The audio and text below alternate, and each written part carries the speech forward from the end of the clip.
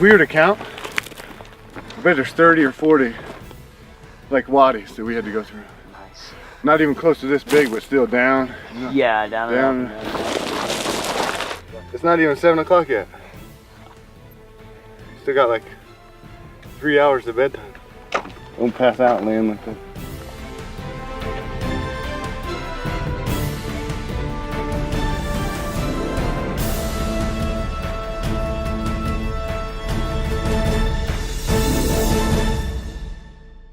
I guess first and foremost, I wanted to say thank you for letting me be a part of this project. Being able to be a part of this and see him at this point in his life is much different than when I seen him before. Like when a kid doesn't really know what's going on, there's no like frame of being a man or manhood or what have you. And I think as a Christian, one of the things that I've learned over the years is that something always requires an example to get you to a certain place. The beautiful thing that you guys have going on is that you're allowing Will to be an example, everyone else around to be an example, and you're allowing people to have a direct influence on Alec from such a young age. The key for him is to switch gears now and take what he's done over the past few days and what he's done over the past 16 years and take it and be a good example for someone else. He's already a natural leader. I think we've talked about that before. So he's going to give them something. He's going to give them some sort of example, you know what I mean? The terrain we did today, the mountains that you're going to see, the life lessons that you're going to learn, the school, the math is too long, that means nothing. It's so minuscule to what life is. You think about biblical times, like you couldn't be a Christian without some sort of persecution, and it was trouble if you said you were a Christian in a lot of places. So you have it easy. You have it easy now that Christianity is a buzzing. It's a main path. There's a little bit of fight right now that you're going to have to deal with alternate lifestyles and all that stuff as a Christian man that you're going to have to deal with. But the key is that you have good examples. And if you don't take these examples that you have in front of you, you have examples in the Bible that are perfect examples for like way or the way a young man or even a man, even the oldest of men still can learn, still can do things. Your dad still has plenty to learn. So the key is that you've taken this big step. I think, in my personal opinion, it's a big giant step, but it's only the first step to learning. Like the first step we took today when we got in the mountains, it was, you're gonna have to take another step. We're gonna have to take one step in front of the other. There's gonna be so many things that are fighting against you to pull you away, but it's just staying true to your path, following the people you wanna be like, and then finding that like biblical basis and example that you need to follow. It would be the worst shame in the world for you to be on such a great track right now and to stray at all, you know? Yes, sir. To whom much is given, much is required. Responsibility is tough. It is, and you know, men do hard things. That's been the mantra throughout this whole thing is men do hard things.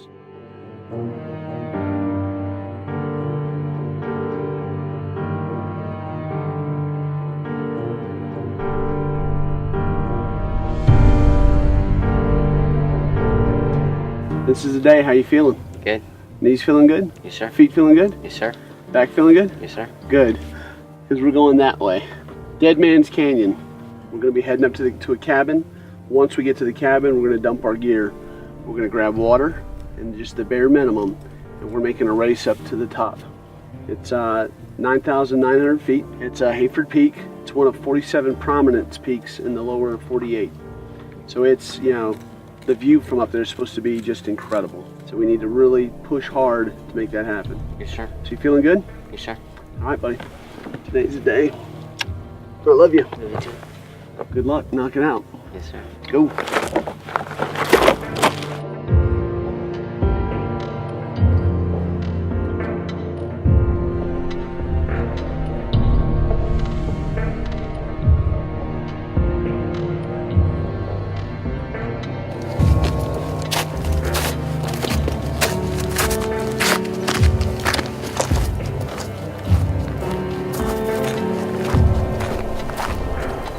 All I want to do is get there.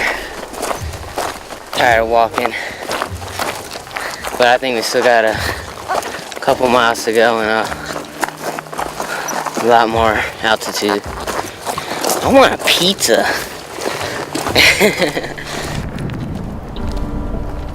The cabin. Yes. Oh my gosh.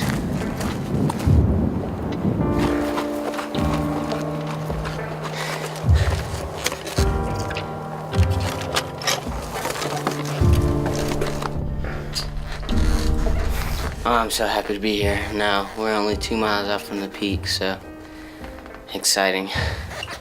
And it's only 1:55, so I made pretty decent time.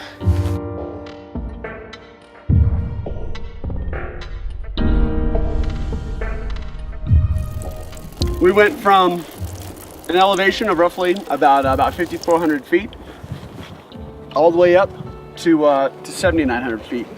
So coming up here, not only was it 7 miles, but it's also a lift. You know, it's a rise in 2,000 feet of elevation. The fact that we're all here and the amount of time that we did it, that's outstanding. So now what we've got is we got 2 miles up to Hayford Peak. What time did the sun go down yesterday? Was it 6? 6. Even if we go 1 mile an hour, we can make the peak in 2 hours. The worst part of it is probably going to be about the first 1,000 feet just to get up on the ridge line. Once we get on the ridge line, it levels out and it just slowly climbs up to 9,900 feet. By what time is it again? It's 2:12. All right, 2:12.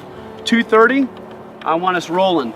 In total, we're gonna be 4,000 feet higher than what we were from where we left. So, fire starter, we got a couple of them between us, and have layers of clothing. So, long sleeve shirts, your jackets, but everything other than that, dump it out of your rucksacks, because this is basically our race to the top. Any questions? Since it's your rite of passage, but we're basically, this is becoming an iron sharpens iron type exercise. So we're taking off to the top. So you're good. No questions? All right. Anybody else? All right, let's go.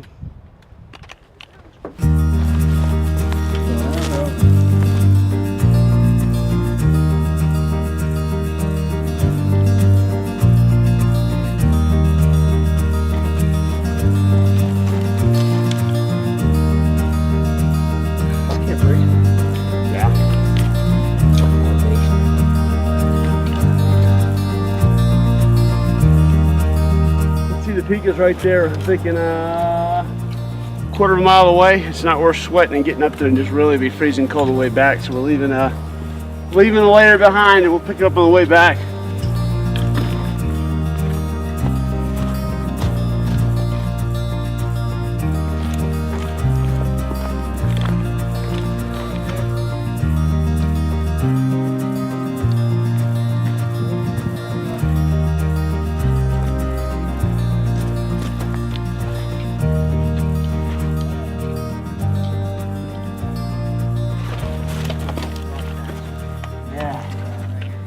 This is nice. We can take it diagonally straight up.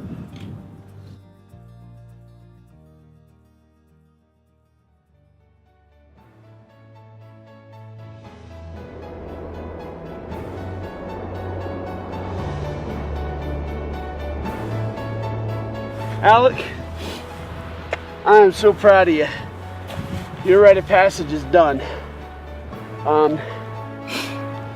Men make tough choices. Men make hard decisions. And right now, we're 500 feet, vertically from the summit. But the fact of the matter is, the sun's going down. We got one guy that's 1,000 feet beneath us who's waiting for us. To continue and to try to get off this peak after dark, we would end up seriously hurting somebody. Men make hard decisions, and that decision is that we're not going to make the summit. And I'm really sorry. I really am. I love you. I love you a lot. You've gone 70 miles in 6 days, and you've done an elevation from probably about 2,000 feet all the way up to 9,000 or 9,500 feet. I'm sorry we didn't make the peak, but over safety, we've got to go ahead and get this done and get down there. But I love you. There's no celebration, but you're my son, and you're a man in my family.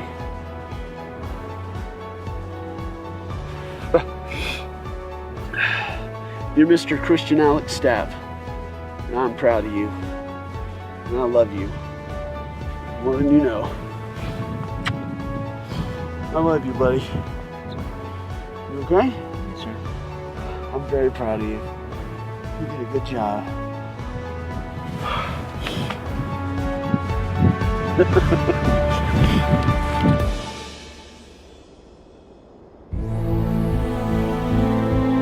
I want you to look out that way. See the dry lake bed? You see the trail? One day, we're going to stand before God. He's going to look back with us with him, back on the trail of our life. He's going to say, Alec, what'd you do with your life? I can see where you had hard times down here. I can see where you struggled, and I can see where you persevered. I can see where you took the help of other people, and you made it through. He's going to ask you, I want to know, what did you do for my glory? You have the rest of your life ahead of you to just dedicate to his purpose. The trail of your life, what's it going to look like? Are you going to be persistent? Are you going to be the man that makes hard choices? Are you going to persevere and put one foot in the other? You're going to make the hard decisions? You're going to make the tough choices? You're going to do the right thing? A lot of people tell you, oh yeah, you ought to have a happy life. You know, God wants nothing but good things for you. God never promised us a good time. He never promised us an easy time. But he did promise us that when it's all said and done, we'll be rewarded. So I want you to remember that. Men do hard things. It's through hard things that God shapes us and God makes us the men that we are. Every time you do something tough and you rely on his strength, doing God-sized tasks, he's stretching you. These people that come up, hey, God will never give you more than you can take. Well, that is not biblical. That's the wrong answer. God always gives you God-sized tasks. Because if there are always nothing more than you can take, then it's you that gets yourself through life. It's not God. When it's time for a God-sized task, what are you going to do? You're going to do the hard thing and go ahead and persevere and keep your eyes on him when the world is pulling you every other direction? Or are you going to go ahead and go with what the culture says? That's what's ahead of you, buddy.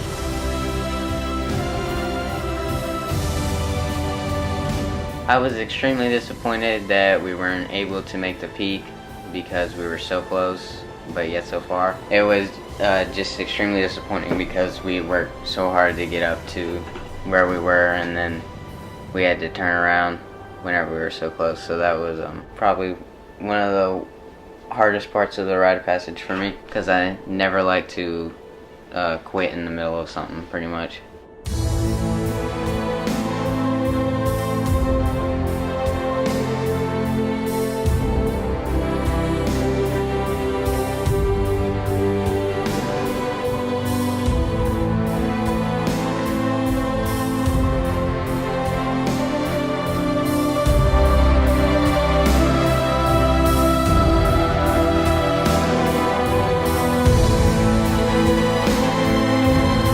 My thoughts coming out of the rite of passage are that I was grateful that my dad gave me this opportunity to better understand endurance, to better understand perseverance, and to physically know what it means to man up. The best lesson that I'm walking away with is that even though my struggles were physical, they are a mirror image of what I can expect in my spiritual life and in my everyday life as a Christian man. There will be highs and there will be lows, but I will always know that my Heavenly Father is with me through those struggles, just as my earthly father was with me as I struggled in the desert.